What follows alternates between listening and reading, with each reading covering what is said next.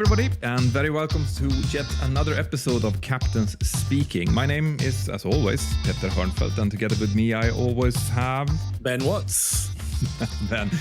How are things? Very well, very well. How's things with you? How's your week been? Oh, it's been really good actually. Like I mentioned in my last episode, I'm back working in a kind of like an interim week between my two holidays. So I've been creating a lot of videos, reading a lot of reports, talking with my team, but also now we're just back from the weekend, and I actually took my motorcycle license a few weeks. Nice. Yeah. Proper Tom Cruise now, huh? Yeah, there's a proper like midlife crisis, I guess. That's at least what my wife is saying. But now the reason for me taking it was actually quite funny, because in Spain and in Andorra back in the day, once you had your car license for more than 5 years, you could just go down to the local municipality and get your light motorcycle, your A1 license, just automatically. So everyone, basically so that everyone can drive a scooter, which everyone does. So we assumed when we moved to Andorra, where I live now, that it would be the same. And my wife went down to the local government and asked, like, okay, so I want to get my A1 into my license. What do I need to do? She talked to a man there. He said, yeah, that's fine. Just come in with a medical certificate and a new picture, and we will add it too. So my wife, being the very assertive and to the point woman she is, she just went straight from there and bought a 125 motorcycle, a light motorcycle, because she wanted it. There's a lot of, the traffic is a nightmare here. There's very little parking and stuff. So you want one of those to be able to move easily around. Paid a down payment on it, and then she went and she got her medical certificate and her picture, went back to the same place, but now there was another person there. And this person said, well, actually, that rule changed in 2023. So now you have to do a driver's test to be able to drive this, which, I can't even... No, that went down like a lead balloon, I'm sure. It's impossible for me to explain the level of anger that came out of that. And obviously we had paid the down payment on the motorcycle. So we now had a motorcycle that neither she or I could drive. Oh, man. And we've just like, okay, we sell this motorcycle and we still have the problem, or we just bite the bullet and we get our license. Now, we don't have to do the theory because you have that through your car license, but you have to do the skill test. And I checked with the driver school. And of course, the skill test is very similar for a light motorcycle and a heavy motorcycle. Okay. So I thought it's a little bit more expensive though. So I thought, well, I'm just going to go for the heavy. Then I have all of them in one. So that's what I did, which means that I have now got it. My wife, she's going to start doing her driver's course later on this autumn. She does not like it because the scooter doesn't have any gears, but you have to do the driver's test with gears. Okay. So you can imagine. But anyway, that means that I've been out this weekend driving around here in Andorra up in the mountains on our little 125 bike. And it is stunningly beautiful. I can imagine. As in breathtakingly beautiful up here. Yeah. That's kind of what I've been doing. I managed to burn my legs because I went with shorts. You won't do that again. I shouldn't have. But apart from that, so what have you been up to? Yeah, maybe not quite as cool as riding around on motorbikes, but working, flying, lots of flying. Summer, it's always a lot of flying.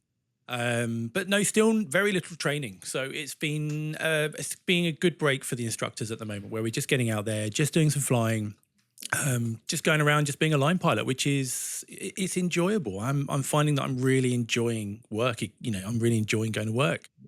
So it's so different. It's so much. I mean, I love instructing. I live for instructing, hence all of my channels and all that I do. But I also remember that when you are used to just instructing all the time, going flying with experienced first officers, basically like being on vacation. Yeah, it really is, and the days are just easier. They're shorter as well because you haven't got all the paperwork and the longer briefs and the debriefs and and like I said, I love all of that. But when you've been doing it for years, having just this break is amazing. So enjoying that at the moment. And yeah, and it kind of leads us on. I was actually flying yesterday. I was flying into Malaga, and it happened actually a couple of days ago. And I actually flew through a flock of birds, which is very common this time of year, isn't it? It seems to be happening all over the place, which sound, these bird strikes, they sound worrying, maybe particularly if you're a little bit nervous of flying. But it's an interesting topic, isn't it, bird strike? I thought it would be something that would be worth thrashing out here between the two of us. Yeah. So It's happened twice to me in a week, and there's quite a high-profile one yesterday, I believe. yeah, but that was with the Airbus A321 XLR, right? Yeah, the Iberia flight that's going to Madrid to Paris, I believe.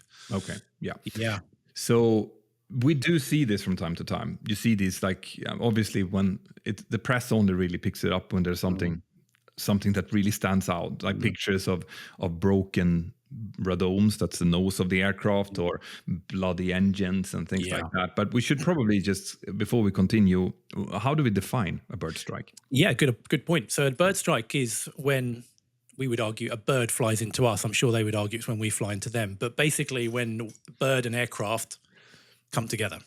Now, we are referring to birds as the animal here, not the slang for women in the UK. Yeah, it's the problem I know you have, isn't it? They're all flocking to you, Patrick. I'm sure. Of course. The bird, yeah. So, does it have to be a bird?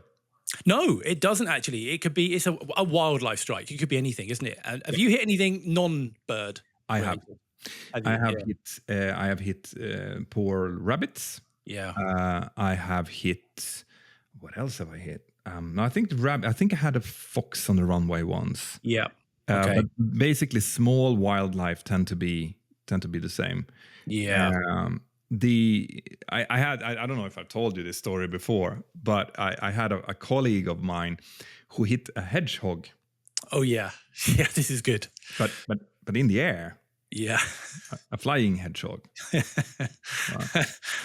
This happened. I think it was in Italy. I always get this story slightly wrong, but anyway, in my head, anyway, he had taken off from an Italian airport, and just after departure, this bird of prey, I don't know which species it was flying somewhere close to the aircraft. And obviously, when this bird of prey saw that the aircraft was approaching, released whatever it had, and it turned out to be a hedgehog. And that hedgehog then fell down and hit straight onto the windscreen of the 737. You could see that. And then, like, that hedgehog just disappearing off the side. Jeez. And then this pilot had to write a bird strike report, which we always have to do when we hit wildlife. It says bird strike report, but like I said, it's wildlife. Really, where he basically wrote down that he hit a flying hedgehog, and I'm just trying to, like, I just see this in my head from the hedgehog's perspective, as in, like, when you think that you have a bad day, then you should think of this hedgehog that walks around, then he gets hit by a bird of prey who takes him off, and he must thought, damn, this sucks. This is a bad day. And then all of a sudden, the bird of prey releases him, like, woohoo! and then literally a second later, you get hit by a Boeing 737. Like, to calculate the chance of that happening would be interesting. Oh yeah. That's the definition of a bad day, isn't it? Yeah. I've not hit a hedgehog. I think the weirdest one I've hit is a toad. Believe it or not, that was weird on a runway, actually. But yeah, it could be anything, but we treat it all the same. Either way, it's something that living that hits our aircraft that's probably no longer living. But generally, big picture, big metal heavy aircraft, small fleshy animal, generally the aircraft wins. But to a certain extent. To a certain extent, it's a bad day for everyone involved. And there was a bit. Obviously, we've had some high-profile ones, and we've had the Hudson 1549 flight, which is probably the most high-profile bird strike out there. Yep. More recently, Jeju, that was bird-related. It seems to be, doesn't it? The more we're getting from that, Correct. And obviously this one in Madrid yesterday, which caught the news because this bird had hit. It was a large bird, and it had hit the radome. Now, the radome is effectively the nose cone of the aircraft, the very pointy front of the aircraft, and it broke it. It actually shattered it, which you might think is a little bit strange, but the radome isn't metal like the rest of the aircraft. It's a composite material because behind that radome, we have the weather radar, Yeah. which scans left and right, up and down to check for weather ahead of us. So it can't be metal because obviously it couldn't see through it. So it's typically, some form of composite or fiberglass, or depending on how old or new the aircraft is. So it's generally a bit more fragile. But behind that, there is a bulkhead which protects the rest of the aircraft, behind the weather radar. But it had smashed this. So it looked dramatic. Yeah. And it was dramatic to a degree. Yeah, exactly. Because the thing is, obviously, the radome forms a very important aerodynamical part of the aircraft. So, for example, just behind the radome tends to be our pitot tubes, which are the little tubes that pick up the dynamic pressure, as in the wind, basically, and gives us the information we need in order to know our airspeed. Yeah. So if you have a radome being taken out, it can alter the way that the air flows over those and cause all kinds of speed issues, speed indication issues. Yeah, and that'd be worth talking probably in more detail on its own, because that's a tough day at the office when one airspeed's working correctly, one's not. How do we determine which one's working? Because everything we do is based around airspeed. Yeah, absolutely. And that's something to delve further into another day. But yeah, that by all accounts was a tough day. I think some went down the engine as well. I think we read. Yeah, and this is worth pointing out because I have done a video pretty recently on Mentor Pilot and on Mentor now, by the way, about the LRD, the load reduction device that is present on basically most of the LEAP engines that sits on the 737 MAX fleet, and also on the Airbus A321neo family. Yeah. But Airbus 320 Neo family, I should say. So those load reduction devices are basically there to make sure that the engine doesn't shake itself to death in case some kind of imbalance is introduced, because it's so big. Right? Yeah. They're much, much wider than normal engines. So if you have one of the fan blades getting damaged or disappearing, you're going to get a lot of imbalance, and that could shake the engine and its foundations to smithereens, basically. So this load reduction device basically decouples the fan a little bit and makes it being able to spin in a wider circle, and therefore reducing the vibration. Yeah. So the problem has been, and you can watch the video about this, that it actually also releases some oil into the engine, which is then sucked into the air conditioning system. So this has been the whole thing that I have been highlighting, and that both the NTSB and the FAA, and I think also EASA now have been looking at. But it just goes to highlight that bird strikes can be quite severe. Yeah. However, I think the point that we really need to emphasize here is that they happen almost every week to an airline pilot, or at least once a month, and it happens daily, hundreds of times if you look over the whole. Yeah, completely. And passengers, you would never know. Generally, you'd never know. Well, depending on which engine you hit on the 737, you might get a fresh smell of like freshly cooked chicken. Yeah, and it doesn't smell so good.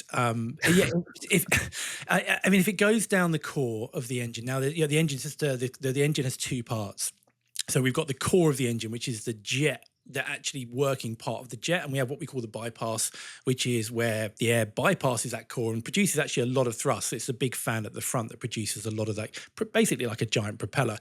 But if it goes down the core, which is very unlucky, because the actual core of an engine, even though the jet engine outside looks huge, the core is pretty small, isn't it? When you look at it in comparison, and you have to be pretty unlucky to get it down there. We've all had that, but when it goes down the core, that's where we get our air conditioning from, the air that comes into the cabin. So if it goes down that core and chops up this bird and goes, gets very, very hot in there, it does have this very funky kind of off KFC kind of chickeny smell, doesn't it? Pretty quickly. On the 737, if you smell that in the back, it means you've hit it on the right engine. Yeah, and most likely. Straight into the cockpit, and it's the left engine. Yeah, just the way the schematics work for the air conditioning. But if it hits the nose or the windscreen or the wing or anywhere else, the tail, you're probably not going to know much about it. There is systems that we pilots have that will give us notifications that there is a risk of a bird strike at a particular airport or along a particular route or an arrival or something like that. What kind of systems comes to mind? Yeah, typically we will get something called a NOTAM. You'll see that. So before we go flying, there's NOTAMs they're called, it's short for notice to M, and it's a live list of information that we would need. Well, this is a topic on its own. We pilots need to know to operate in that airspace or to that airport. Yeah. And one of them will be potentially birds, flocks of birds in the area. To me, this is a little bit of arse covering, because this time of year as a pilot, I know birds are everywhere. Birds are every time I've hit birds, it could be at an airport where they've mentioned it on a NOTAM. It could be where they've not mentioned it on a NOTAM. To me, it's like, well, we told you that there were birds out there. But to me, it's like, well, okay, fair play. But Yeah, no. There's no question about it. Like, yeah, some airports, they just have perpetual bird warning. Yeah, it's always there. Yeah, Every time of year, just there. Yeah. So NOTAMs is one. The other thing that I actually listen to a little bit closer is the 80s. That's the information that generally is transmitted from an airport about the weather and stuff of really important operational significance at that airport at that time. Yeah. That 80s comes out twice per hour. Normally it's like 20 past and 10 to the hour, unless there's a big change, for example, in the weather that's come in between. And if there is bird warnings on the 80s, I tend to give it a little bit more attention. For sure. They will have done, someone in the tower has observed maybe a flock of bird that's flying around the approach area. Yeah. And to give a live example of that, when I was flying yesterday, I went through a flock of birds, and there I noticed the aircraft next to me had hit birds because we'll go into that later, but their flaps are out. And the aircraft next to that, a British Airways 320, that had also hit birds. And I noticed on the 80s for departure, it now said birds reported in the area. So they do update it. So maybe a case of closing the door after the horse has run, but they do update it. Cool. But the really interesting bit is really how we pilots deal with both a warning, or when we see birds, and what if we actually hit them? Yeah. So what should we talk about? There's typically bird strikes happen low level. That's where birds are. So typically it affects us most commonly after takeoff or before landing. Yep. During takeoff, after takeoff, before landing. That's typically where pretty much all of my bird strikes I've had. I have had some higher altitude ones, which are a big surprise because you don't expect to see it. But if we talk about it on takeoff, so let's say you're taxiing out, Petter. Yep. We're taxiing out for departure. There might be something on the ATIS saying that there's birds. There might be something in the NOTAM saying there's birds. There might not be, but you're taxiing out and you happen to see a flock of birds around the airport. Because bear in mind, around airports, there's a lot of grass typically. Birds like grass. Despite all the noise, you think it would be the most hostile place for birds, but actually birds seem to love airports. Yeah. But you see a flock of birds flying around there. Is there anything that you would be thinking as you're taxiing out there? Yeah, so I will assess whether or not I think it's a threat. There are certain types of birds that I know will fly away. The small black ones, like the swallows and those ones, they're there. There are a lot of them. You very rarely hit them because they're so agile and they're so used to it, so they keep away. But larger, like seagulls, and the birds that flies in large flocks that murmurate.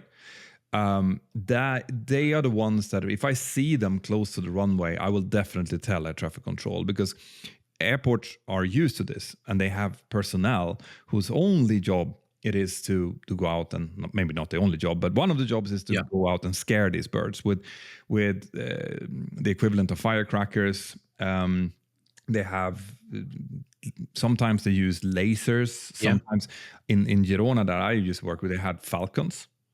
Okay. Yeah, so they actually went out with the falcons, and the falcons went out and hunt them. And of course, that has the effect of not only does the falcon maybe take one or two birds, but also that scares the other birds. Like they do not want to be around when there's birds of prey there, so they disappear. So I will tell them, and that might incur a little bit of a delay. If they go out onto the runway to scare the birds, we're going to have to wait a little bit. But of course, that's worth it. Yeah. So that tends to be one of the things that I talk about, and then obviously have a little bit of a talk to my first officer about. Okay, so we've tried our best now. We're obviously not going to sit here until there are no birds no more. So we're going to have to go, which means that we have to have a plan in force. Like, what if we hit the bird? What's the decision making looking like, and so on. Yeah. Yeah, I do exactly the same. And once you're on the runway, you're clear for takeoff. You're having a good look as well to make sure that there is as clear as far as you can tell. But it's a very dynamic scenario. What might be clear now in 20 seconds when you're down the other end of the runway may not be. But there's nothing we can do about that. So as you're going down the runway, generally we're going to keep going unless there's any major damage to the aircraft, unless we hear or see something that would suggest there's actual damage to the aircraft. And it can be very difficult to actually tell if we've hit aircraft. Geez, that's not the case. It's very difficult to tell if you've hit birds, because unless it hits you in the very front there, you see them darting off all over the place, but it can be very difficult to know whether you've hit. So you wouldn't reject a takeoff on the suspicion of a bird strike. No. We would have a very defined criteria to decide whether we keep going. But generally, we would keep going. And then once you're airborne, you're committed, obviously. Or once you get past V1, we're climbing away. And if you hit it, we would deal with it, as is the case with the Iberia flight, as and when it comes. Yeah. So, I mean, once we have a suspected bird strike, even if it's on the windscreen, but everything, you have a couple of things that you look at. You immediately have a look at the engines. Yeah. To see, like, are the engines still giving the output that they're supposed to? Do you see any high increase in vibrations, any decreases in N1 and 2, things like that? But generally speaking, these engines are extremely robust. Like, especially on the NG, on the 737-800, they're like tractors. They will just eat down anything and continue. The LEAPs are a little bit more sensitive, but still, I mean, jet engines, I don't think that people understand why jet engines are so much more robust than other types of engines, but they have very few moving parts. You know, you have the spinning parts, of course, but the spinning in itself doesn't have much like it doesn't, the spinning motion is not as fragile, I would say, as, for example, it would be in a car engine where you have the pistons going up and down and changing direction all the time. Yeah. But otherwise, it just needs, in order for these things to spin and to produce the thrust, you really only need the flame to be burning. So as long as the flame is burning and you don't have anything really, really bad happening to the spinning parts, it will just continue to work. Yeah. It's I remember what drummed that home to me. I remember years ago when I used to fly the 737-300, I was flying into Genoa in northern Italy, and we landed. It was I was flying in, and it was my walk around. So when I got out, I did the walk around, and we saw a few birds around on the approach, but we didn't think we hit any. But I got out and went around the aircraft, got to the right engine, and it was like something out of a horror movie. It was blood, guts, feathers all over this engine, inside of it, outside of it, all along the leading edge of the wing. I was like, wow, okay, I didn't realize. Carried on, had a look around the back, tail had been hit, went round to the other side, and the other engine was also covered in blood, guts, and feathers. We had no idea that this had even happened. The engines carried on working, the reversers worked normally, and yeah, we did smell a little bit on landing, so we knew that we'd hit a bird, but we had no idea that it was this severe. But the engines carried on working. Needless to say, we were grounded. We had a nice night in Genoa that night, but it just shows you how reliable and robust these engines really are. Yeah, and that's actually a good point to drive home here. That if we do a takeoff, we think we've had a bird strike, we go through checking all of the engine parameters, writing down anything that's out of the ordinary. Providing that the pressurization of the aircraft still works and the engines are working fine, we are perfectly okay to continue. Yeah. But we always have to have, if we think that we've had a bird strike, we always have to have an engineer doing a check, right? Yeah. Especially if there's indication of an actual hit. Like there are certain circumstances where the captain, if he or she has been trained, can do a bird strike inspection and decide that actually we saw a bird passing by, it didn't hit, so we can continue. But generally, if there's any indication of an impact, an engineer or trained engineer have to go through it, because there's so many things that can go wrong. Even if it doesn't go wrong on that flight, we don't want dents, for example, because that can structurally then start to create micro cracks and things like that might come with dangers in 200 hours or 500 hours or something like that. So we're super careful when it comes to bird strikes, but generally speaking, they don't do much. No, it's a testament really to the aircraft testing and the engine testing, because everything is tested for this. And the engines, I'm sure a lot of you have seen on the YouTube videos where they'll shoot chickens, dead chickens at different weights down engines at huge power settings. And the engine has to be able to sustain power for a certain period of time at a certain percentage to check. And it has to be all contained within the engine. So there's a lot of testing that goes in to assure that the engines can keep running. Similarly with the fuselage and the windscreens, a lot of this is done with the finite element modeling on the computer. But a lot of testing does go into it. But an interesting thing with impacts is that the energy absorbed by an impact when we hit a bird is very much dependent on the weight of the bird, the mass, but also the square of the airspeed. So that means that the faster we go, the impact force doesn't go up proportionally. It goes up exponentially. Yeah. And there was an interesting test that I looked at where they shot, there was a 6.8 kilogram goose that if it hits an aircraft doing 200 knots, it has an impact force of 16 tons on that particular area. And the impact force is dependent on the area that this is spread over. So obviously a smaller area, greater force, a larger area, it's kind of absorbed over a bigger area. But keeping that the same at 16 tons. Now, if you increase the speed by 25% to 250 knots, the impact force doesn't go up by 25%. It went up by over 60%. Like 63%. So just by increasing your speed by 25%, the impact force goes up over 60%. Yep. And which is one of the reasons why we keep 250 knots below flight over 100. yeah, one of the reasons. Yeah. One of the reasons. Yeah. So, because obviously that goes for everything. It's easier to spot the birds, but also easier to spot general aviation traffic and so on. Yeah, for sure. But with higher speed, a lot more damage will occur for sure. And you can hear, I remember the highest outburst stroke I had was actually just below 10,000 feet. We were coming into Krakow at night and we were 250 knots indicated, but our true airspeed, which is the speed that we're actually going, because your area is slightly thinner at higher altitude, so it will indicate slightly lower than what you're actually doing. We were doing about 300. And all of a sudden I get this, you got the landing lights in front of you, the landing lights are on, you got it's dark outside and you can kind of see these two beams of super bright light in front of you. And in a split second, I just see down my left-hand side this white flash, and then this almighty thud as it hits just above my head. Yeah. And it must have been like it was quite big. It must have been an owl. But the impact noise was significantly bigger, louder, more deep than it would be when you're coming into land at 150 knots or something like that. Yeah. No. I've had it as well. It's quite a bit scare. Yeah. Big scare when you get it. Normally, unless it hits straight onto the radome, it's just when you go out and you do the walk around, you just find a little splash. Like, okay, so here's the impact, and then again, you need an engineer to check it out. Yeah. So that's taken. What about landing then? What about approach? So if we're talking about coming into land and you see birds. Yeah, because this is interesting. I mean, the JU accident, in that case, they got the air traffic control told them that there was a bird warning, when they came in.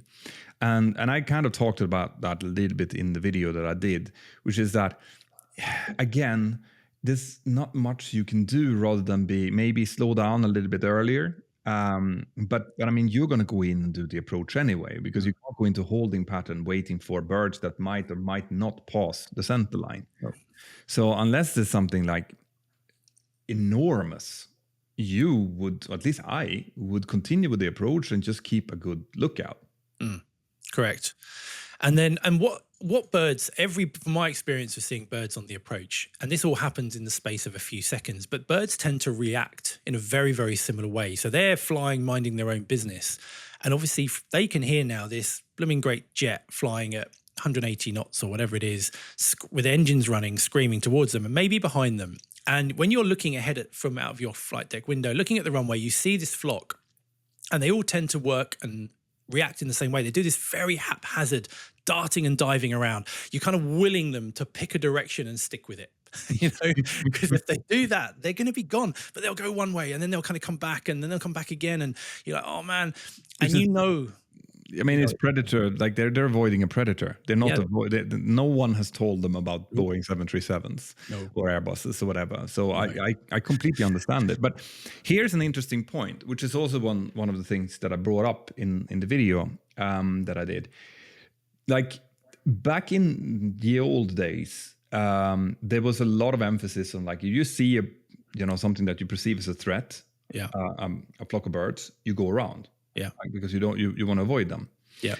And that has been slightly updated since, because what we realized as part of what you actually explained about speed and so on is that it is very hard to predict what a flock of birds is going to do. And unless you are absolutely sure that you can avoid them, pressing the toga buttons and increasing the engine thrust and starting to go around will actually increase the speed of the engines, the damage that the engines will incur in case they actually do suck in the birds. And you will also have destabilized your approach. In most cases, you don't have the option to come down and land anymore. And we learned that from the Hudson accident, for example, that worst case scenario, you suck in enough birds in both engines and they stop. Yeah. So now I believe that the universal kind of guidance is that unless you're absolutely sure, you just continue flying on the approach. Great. And at a lower power setting. Yeah. And Yeah, you're absolutely right. Because remember, it's not just the speed of the aircraft hitting the birds, it's the speed of the fan blade hitting those birds as well. So when you're on the approach, we might have a thrust setting in maybe 50% of that fan blade's maximum speed. But when you're going around, that's going to be close to 95%, maybe more. So you've doubled the fan speed. So now that the energy involved is massively more than that. So it is far safer. They're going to sustain less damage to keep it at that lower thrust setting and continue the approach and just take the hit and land the aircraft. But it makes it like, okay, so that's how we'll deal with it. And obviously if we do hit birds, if we do then on approach get an engine failure, whatever, we deal with it. We have procedures for how to deal with engine failures on approach. Yep. And these are things that we do actually practice in the simulator.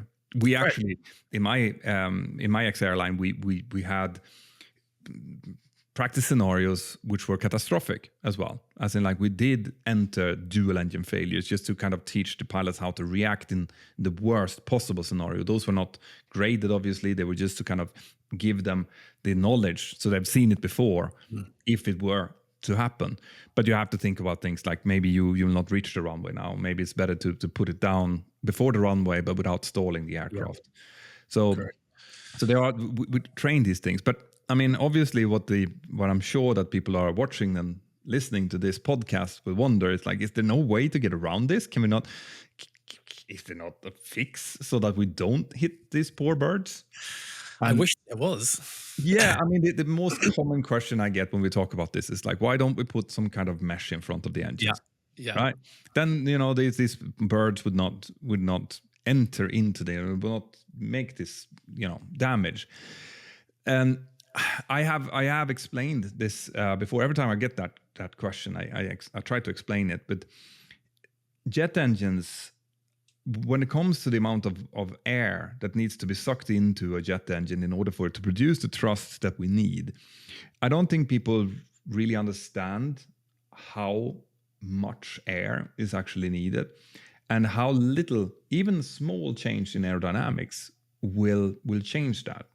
So the reason I'm saying that is that if we do put a mesh in front of an engine and we're flying at a higher speed, if you have ever tried to hold a mesh outside of the car window, you'll notice the kind of drag that you get, right? It doesn't flow through like it does when you blow on it. It basically becomes like a wall, and it stops most of the air going into the engine, which would subsequently then stop the engine from producing thrust. So you are, even if you're doing it in a short period, you're decreasing the thrust, you are increasing the fuel burn, you're increasing the noise, and you're basically creating the damage that you might get if a bird hits. It's true. It's very true. And if you did hit birds, imagine you hit a flock of birds, what's going to happen to those birds? They're going to get stuck on that mesh. If they get stuck on the mesh, you're getting no air through. No. You've lost your engine anyway. Yeah. So even though that looks like this is classical. When I talked about this in my last Mentour Pilot video that I did, actually, about how important it is to have knowledge when you speak about something. and how in today's society a lot of people speak without that knowledge, and they are validated as much as someone with knowledge, Yeah. right? So when it comes to speaking about, for example, solutions to jet engines or instrumentation problems and stuff like that, there's a lot of theory that goes into that takes years of study, much more study than you and I have. We only operate these aircraft, but the people who create the engines, they have definitely looked at every single possibility, and they've spent a lot of time thinking about things like this. Well, so if they haven't put a mesh in front of the engine, it's for a very good reason. Yeah. Very, very true. But there's also other little problems that we face with bird strikes. It's I mean, I had one a while ago now where we, again, coming into land, this was a bit further out than we were originally on the original story, but we're about, I think we're 7 or 8 miles out. See, we're visual with the runway. It was a nice day. Must have been 2,500 feet, something like that. Probably about 180 knots, which is almost 200 miles an hour. Again, saw this flock of seagulls doing their darting and diving. I'm like, oh no, here we go. And sure enough, it was straight towards my face and impacted my front windscreen right in front of my face. Pretty much exploded onto my windscreen, and naturally you kind of duck as you see that happen. Check the engines, everything was fine, the aircraft was fine, but now you've got the issue that you can't see the runway particularly well. No. You've got lots of 3-dimensional debris in front of your windscreen. So anyway, I kind of handed over control to the FO. He was happy, he had plenty of time, and he carried on and we landed the aircraft. But it's these little things that can cause a problem. And if it happened to his window, we might have to kind of lent to one side and go through the direct vision window, our side window, which is... Yeah, and this is something I don't think that people understand that you can actually do. Yeah, you'd be brave. Do you want to explain it? Because you'd need to be a brave motorcyclist to do it, I think. Yeah, so on the Boeing 737 specifically, the way that the nose has been constructed is so that it creates a small window, a little air bubble basically over the side windows of both pilots. So there's basically very little air flowing over them. And that's for this particular purpose. So if you fly through, well, if you hit loads of birds and you know both of the pilot's windows are clogged up, or if you fly through volcanic ash or something like that, that makes it impossible to look through, you can actually open the side window in the air and stick your head out, and you can and you can land the aircraft basically with half of your head out, seeing down. Right? It's there's not going to be a whiff of air coming in. I don't know how far out that air bubble stretches. I wouldn't stretch your head very far out because you are traveling at a 250 kilometers per hour, 300 sometimes there. So not nice. And the noise is incredible. The reason I know that is because I have actually opened the windows myself in flight. I've done that once for reasons I won't go into here. But I've never been so strapped in my life, and because the first time you do it, you really don't. The only reference you have is all of those movies. Yeah. but I opened it and it was incredible. There was not a whiff in the air in the cockpit. Not like if you open your car window and you get like this fresh air coming in. Nothing. It was just a lot of noise. So you have that possibility. You obviously have Autoland as an absolute last thing as well to use. I would probably do a combination of those in this case. And you have time in case that happens to go around and to try to figure things out as well before you start an approach like that. But I know that there are some that people are looking into other ways of trying to avoid bird strikes. Have you read about something? Yeah, I was looking into different ways because it's a problem that's faced pilots since we started flying, and we're getting more and more kind of ingenious ways of doing this with lasers and so on, as you said. But there was an interesting statistic or a research that I looked into where people were looking at the effect of lights, landing lights, strobe lights on aircraft, and whether that would deter birds. If you look at some business jets coming into land, you'll notice that their landing lights actually flash. Yeah, you'll see them flashing left and right, which is trying to put off birds. Don't hit us. Go for another aircraft. So, or not at all. Preferably. Go for that 7.3 that Petter's in, not this one. He likes sticking heads out of windows. So what they found, there was some research that went on that delved into bird strike statistics from 1990 to 2015. because every bird strike, as you mentioned, Peter, is documented, detailed. Not only that it happened, where did it happen, what was the effect? And what they found was quite interesting. They found that birds hit the left side of the aircraft, particularly the left engine, statistically more than the right side, to the point that it couldn't be ignored. It wasn't just in the scatter region. It wasn't just on certain days. This was throughout that period of time. Yeah. Significantly more birds hit the left than the right. Yeah. What can I say? Birds like captains. There you go. Yeah. Well, I said they flock to you. What can I say? It's your fault. So, but there you go. But what they've done is that they said, I'll quote them here, is for all three categories of daytime, nighttime, or dawn dusk, more strikes were recorded for engine number 1 compared to engine number 2. Left engine versus the right engine. However, among aircraft models with underwing mounted engines, such the 737 recorded the sharpest difference in the left engine versus right engine bird strikes. And that's interesting. And what they were suggesting, what they went on to say, was that obviously the left side of the aircraft is the port side, which has the red light, and the right side is the green light. They're saying that potentially the green lights on the right side of the aircraft, birds can see better. And avoid, whereas the left, due to their way their vision works, they don't see, which on paper, I kind of went, you've got this massive aircraft, lots of noise. I'm sure one little light bulb isn't going to make that much of a difference, but it seems they did a lot of experiments with birds and lights and so on, and there is some proof in it, from what I understand. Interesting. Yeah. So that the solution could be maybe a green floodlight or something. Yeah. On both sides of the engines. Yeah, green lights on around the engines, or something that lights shining on the engines, or they even found that strobe lights are quite effective. So it's changing quite rapidly.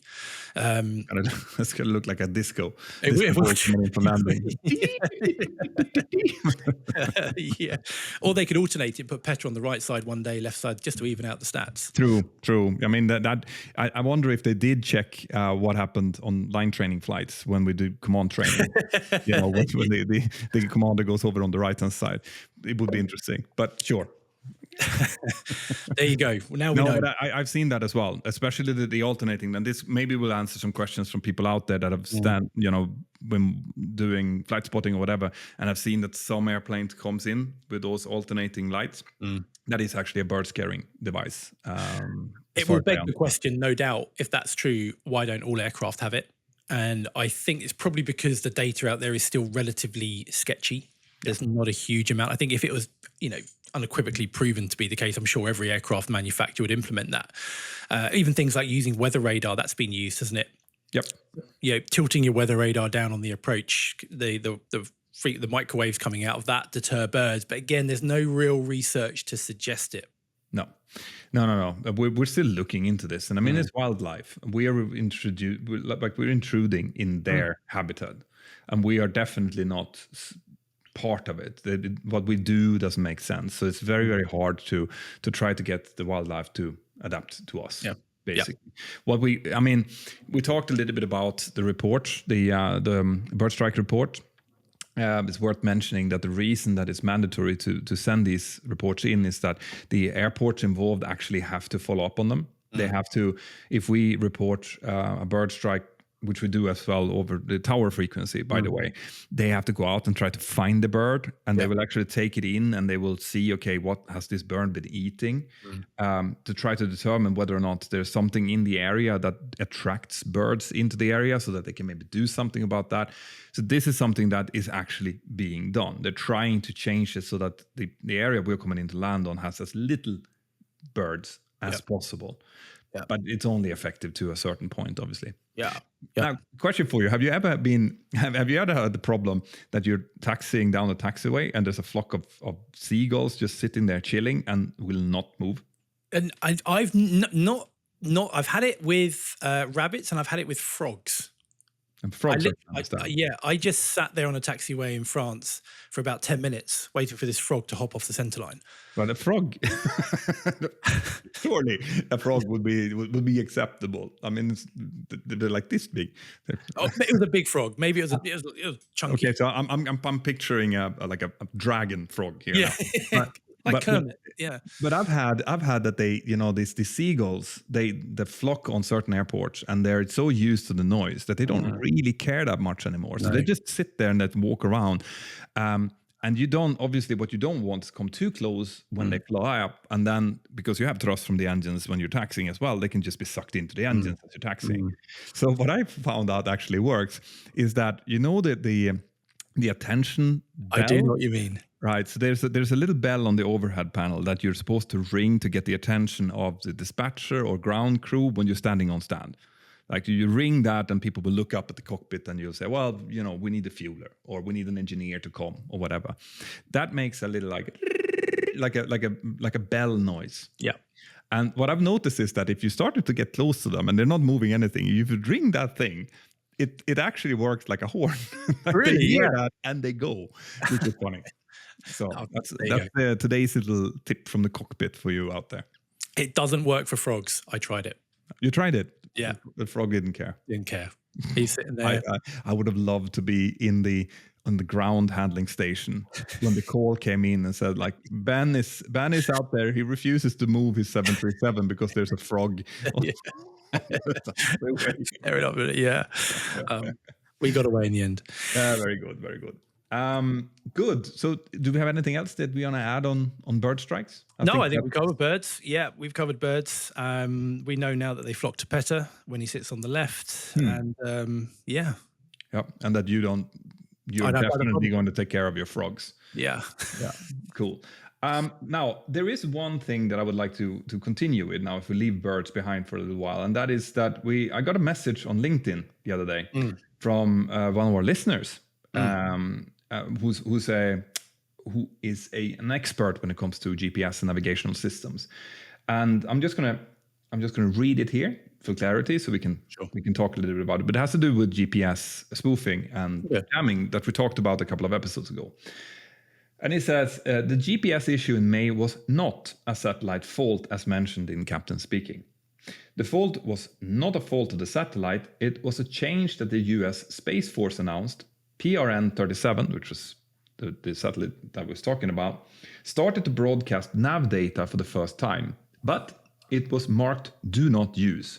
Some MMRs erroneously started to use it and caused failures. Due to the failures, Space Force stopped transmitting the nav data and will wait for the MMRs to be fixed. Okay. So that's okay. We basically went out in the episode and said that it was something wrong with the satellite, but in fact the satellite was, it was working perfectly. It was just sending out signals that the MMRs, the receivers, should not have taken up, and when they did, it caused errors.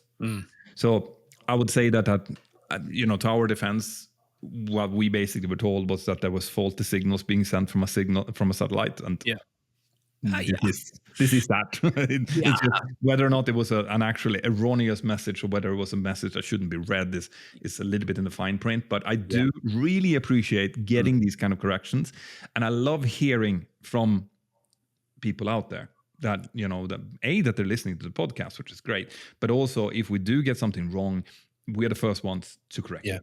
Absolutely. And sharing their views, opinions, and experience on it, whether it's directly, indirectly, it's great to see it in the comments. And we can always bring that up in the next episode and talk about it. Exactly. And I mean, we are the first ones to say that we are pilots, right? Our expertise goes into the operation of the aircraft, which means that there's going to be loads of people out there who have much higher expertise than we do in the specific areas that we talk about. So for sure. And we learn every day, which is great. Yeah.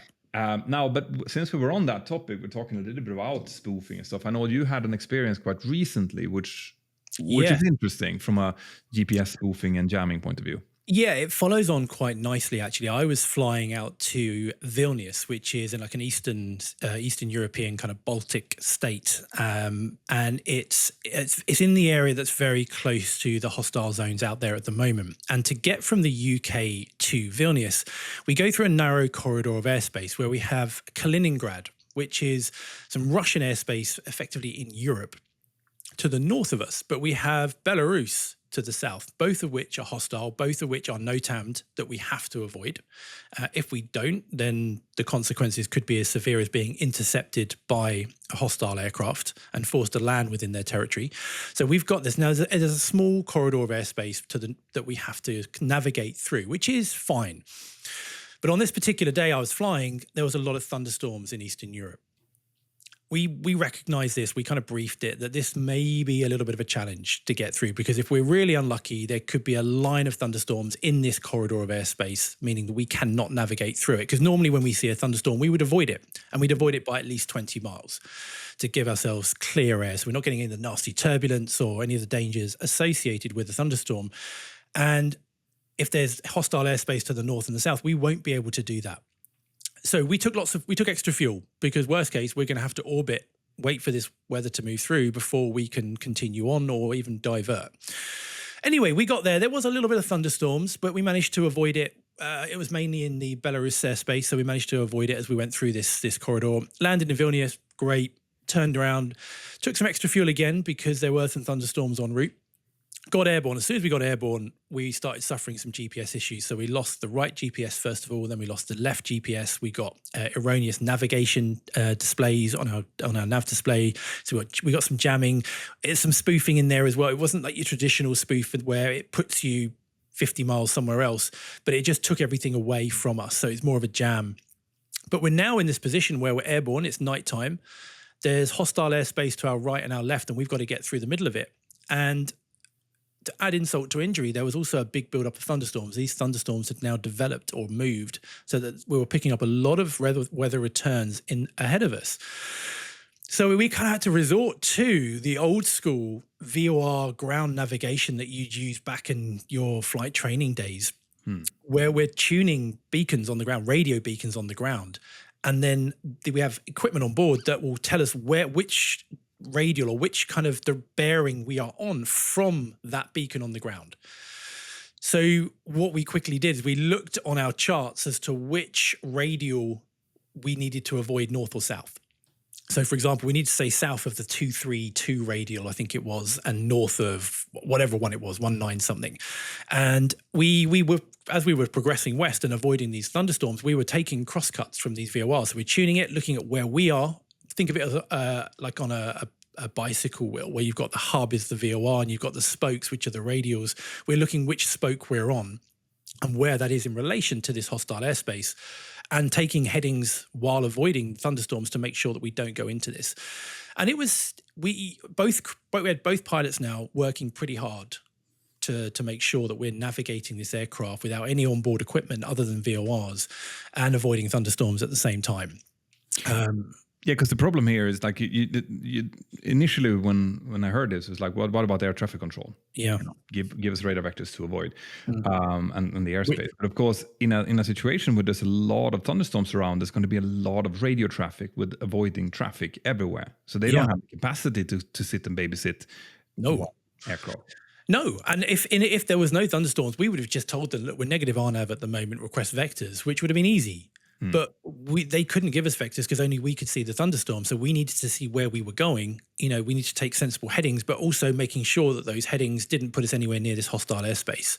Yeah. So they kind of left us to avoid our own device, but they did come on and go, look, you've got Russian airspace ahead at 40 miles. State your intentions. And we're like, yeah, we're going another 5 miles, then we're turning south before turning west again. See, it gets hairy very quickly. And this is something I wish that during the ATPL theory, when you're sitting there in school and have to learn about these things, which I sincerely hope that they're still teaching, I wish that we give an example like this from real life, because when you're sitting there and you're trying to figure out the VR radials left, side, and center, if you would know that you might one day sit in a situation like this in a 737 that moves very quickly. It would be much more motivating to learn these things, because the fact is that on a day-to-day basis, you follow what they call the magenta line, right? They call it the magenta line because this is a line on our navigation display, which is the color magenta, which represents our route that we have programmed in. And the autopilot you can just set the autopilot to LNAV, VNAV, and it will just follow this magenta line.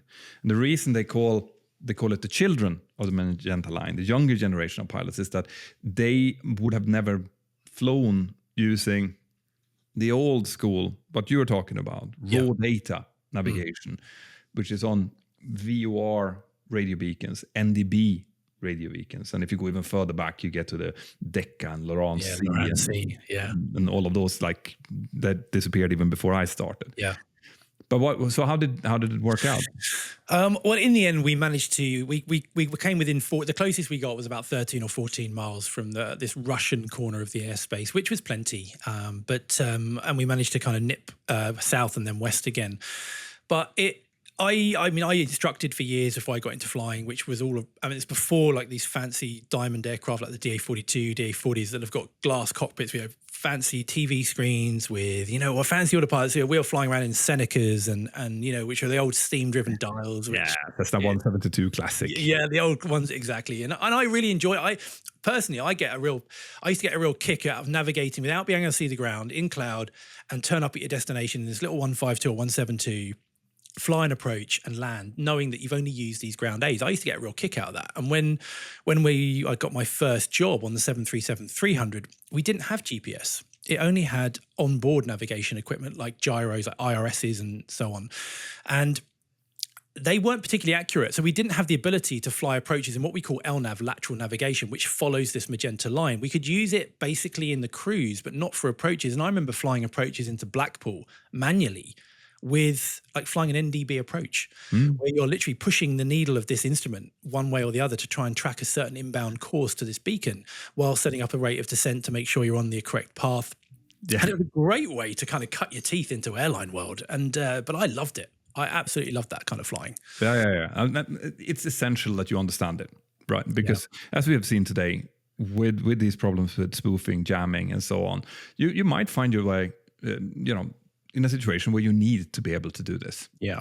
There's no question about it. So I think we will probably see airlines starting to reintroduce raw data navigation to a larger extent, because it's not only about knowing the theory behind it, it's also being able to do it practically when you're actually up there. Yeah. And it increases the workload immensely. Yeah. Immensely. Yeah, it does. And I think when you've got a number of factors all working against you, when we were in the climb at the time, climbing out of Vilnius, we've got, you're bumping around, you're in cloud, it's nighttime, you've got thunderstorms, now you've lost all of your onboard nav displays, and you're having to resort to this. The workload goes up. All it needed now is take the autopilot out of it, and you'd really be working really hard. Yeah, or add a failure. Yeah, and a failure. Yeah, add some type of issue to it, and you'd be very, very much down. And the problem, obviously, is that we need both of us to be on our top and to have relatively low workload in order to monitor everything else that's going on. Because if you need to spend 100% of all of your capacity into navigating and flying the aircraft, well, what about keeping track of that traffic that's ahead of you or behind you, or these other threats that you would have had capacity to keep in check before?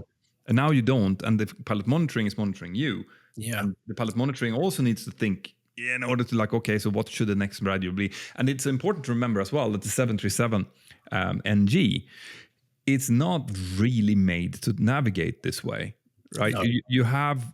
Because you have these screens, and you can turn the screens into a this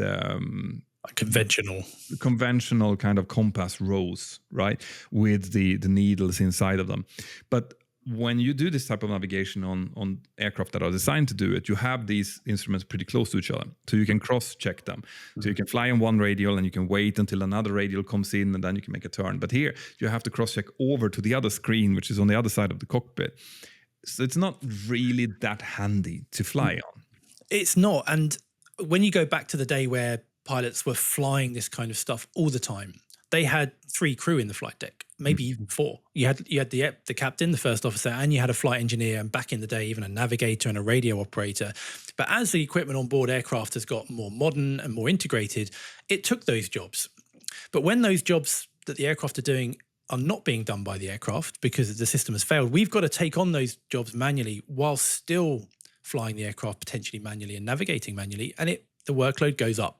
Yeah, and I think the point with this whole discussion is that everyone was out there flying, even in the younger generation, who might have done their training on glass cockpits and so Mm. on. This is really a skill that you need to keep, Mm. right? Yeah, Because and, yeah, and I think going to the point where we were so there was no real argument to keep it relevant and fresh with the way the industry was going. And then something comes along with a bit of a curveball, like this conflict, where yeah, we are now seeing GPS being compromised yeah. and data being, and you have to go back to it, which we couldn't really foresee. But it does really highlight how important it is to keep these raw flying and aviating skills alive and well within us and fresh. And it's pretty straightforward, actually. These kind of skills you can actually practice at home in your flight Yeah. simulator. If you have Flight Sim 2020, as Microsoft Flight Sim 2020 or X-Plane or whatever it might be, you can take a Cessna and you can go out and you can do a VOR holding and then the B holding. You can do a VOR approach. You're going to suck at it the first couple of times and then it's going to come back to you, right? But it's that kind of skill that you can actually practice at home without any big problem. But it is worth doing now and then. Not For to say sure. that I'm doing it very often, but I'm saying do what I say, not what I do, basically. Well, we run the 737 course together. You do it there. Yeah, that's true. Listen, we're up to an hour, so I'm going to take a few questions now. We're going to rattle them off pretty quickly, and then we will hopefully have more time in the next episode to answer more questions. Yep. So let's see. Hi, captains. I'm Ranveer. I was a first officer on the Airbus A320, and I'm doing my command on the Boeing 737. It's kind of going from an automatic to a manual. So if you have any advice, please do share. But my question has to do more with what other jobs are there for pilots apart from the airlines? And do you know of people who have quit the airlines and found ways to have a career as a pilot? So There's a lot of questions in that question. So first of all, that tied in very nicely with what we were just Yeah. talking about when it comes to, going from an Airbus A320 to Boeing 737 is in certain ways like going back a generation in aircraft, for sure. Yeah. Now, some people love the 737. I'm one of them, but I haven't flown the Airbus. I think that there are benefits to both of them and the way they're flown. The 737 is a very honest aircraft. What you see is what you get. If something breaks, you can intuitively understand how that system is connected to other systems. Well, in the Airbus, the way I've understood it is that since there's so many computers involved, you can't really do that. You have to follow whatever the ACAS tells you to do. Yeah. But anyway, what he's actually asking is, can you quit the airlines and still find some kind of livelihood as a pilot? And I mean, this is what I do. Yeah, you're living proof. I am living proof that is possible, but obviously I'm not going to say that this is possible for everyone or even suitable for everyone. I mean, I've built my my channels on my experience that I've had over 20 years and 15 years as an instructor, and that's what I'm sharing together with you. Now, other things, if you don't want to be in social media, which is more relevant, you see, I've always said that the skill sets you need in order to be a pilot can be applied to almost anything. Yeah. Like I think that the being able to compose yourself under stress, being able to communicate, work in a team, good decision making skills, all of that is essential in pretty much any type of management position anywhere. Yeah. So if you're going to skip the airlines completely, and you're not going to go and become a flight instructor at a flight school or pull gliders or whatever it might be, you want to do something completely different, you are likely going to have to go through some kind of schooling, but you're probably going to succeed in that. You will. And the thing with aviation, as you mentioned, is that we are at the very pointy tip of the spear when it comes to managing our human weakness or our human factors, aren't we? Yeah. And we are very acutely aware that we have limitations, and we have to be able to know how to recognize when we're becoming task saturated, when our workload is getting too much, when our situation awareness is getting diminished or compromised, and then applying proven strategies that can actually enhance that. And regain our situation awareness, manage our workload, be able to communicate clearly. I think aviation is the real pointy tip of the spear of that, and a lot of other industries can learn a lot from it. So you have got a lot of skills that will be very valuable in a lot of industries. It's just deploying them in the right way and harnessing it in the right way. Yeah. So I am no like I have no doubt that I think a lot of pilots who have lost their medical for one reason or Mm. another are living proof to the fact that you can fairly quickly readapt. Yeah. But if you want the same type of lifestyle with the same kind of salaries and stuff, it's likely going to include some type of university course anyway. Like it unless you find yourself in a position where your services are needed, like in consultation or Yeah. whatever it might be. But it's a great question, and it's something that we should probably talk about Mm, much more in a separate episode. for sure. So I'll take one more, and then we will call it a day, I think. Hi, Peter and Ben. I would love both of you to share with us the most significant near danger experience you've had in flight. Maybe one we could learn lessons from. Thank you, David. I'm gonna start this one off. Go on. So, to be perfectly honest, if we're going to go into some of the incidents that I've been in, it would take another hour Mm. and a half to explain it properly. But also, I should say that as a pilot, I don't know about you, Ben, but as a pilot, we tend to work our entire career to avoid situations where you're in danger. Of course. Yeah. And I can honestly say that I've been pretty successful at that so far. In that there's nothing. If you ask me like when were you in real danger, I haven't been. It's as easy as that. I've had tricky situations. Yeah. I've had situations where the weather turned out to be much worse than was forecasted or expected, so that the fuel started to get low and we had to take some really hard decisions. I've had technical difficulties, but the great thing with flying airliners is that you have redundancies. One technical system goes, the other one picks up the slack, and you've built in reserves into your fuel. So yeah, you're going to get close to your final reserve, maybe, but you're going to get down. So no, I can't. I can honestly say that I can't point to a single time when I've said like, oh, I'm afraid now.